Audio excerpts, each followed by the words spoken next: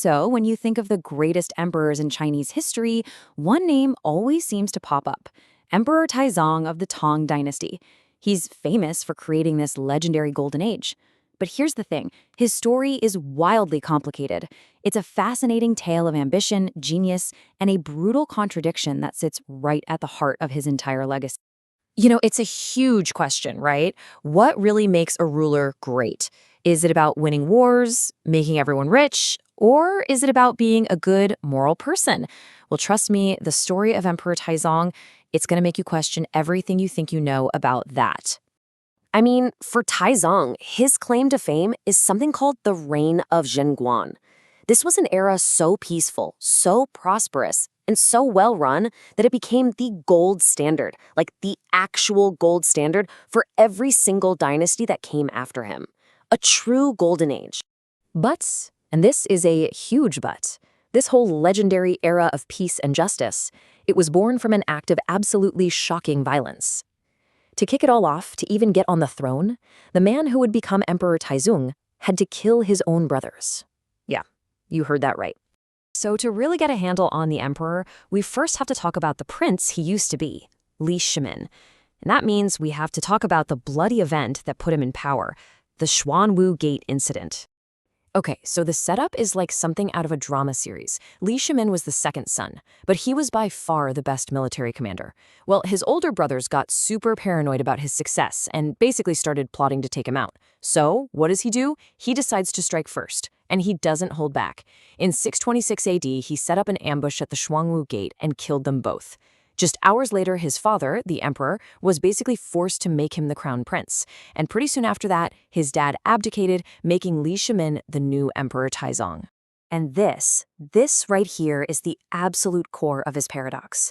The prince was completely ruthless, ambitious beyond belief, and a guy who killed his own family to get what he wanted. But the second he becomes emperor, it's like a switch flips. He becomes known for being just, humble, and a huge believer in the rule of law. I mean, how does that even happen? How do you go from fratricide to becoming a champion of justice? All right, so that brings us to his actual reign. The big question is, how on earth did this ruthless prince manage to become the architect of a golden age? The Reign of Zhenguan. This is his masterpiece. We're talking about almost 25 years where China was just thriving. Unbelievably stable, super prosperous, crime rates dropped like a stone, the economy was booming, and the government was seen as both efficient and fair. It literally became the blueprint for good government for centuries to come. So, what was his secret sauce? Well, it kind of boils down to a few core ideas. First off, he didn't care who your dad was. He hired people for government jobs based on merit, on whether they were actually good at what they did. He slashed taxes for the common people to make their lives better. He was a stickler for the rule of law, insisting it applied to everyone, even himself. And then there's the craziest one. He actively, and I mean actively, sought out criticism.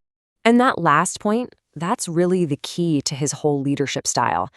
Think about this. He literally surrounded himself with people whose job it was to disagree with him, to tell him he was wrong, to challenge his decisions. Why? Because he thought the single biggest danger for any ruler was getting trapped in an echo chamber of yes men. He believed criticism was the only way to avoid making huge mistakes. And this amazing quote right here comes from his most famous and outspoken advisor, a guy named Wei Jing, who argued with Taizong all the time.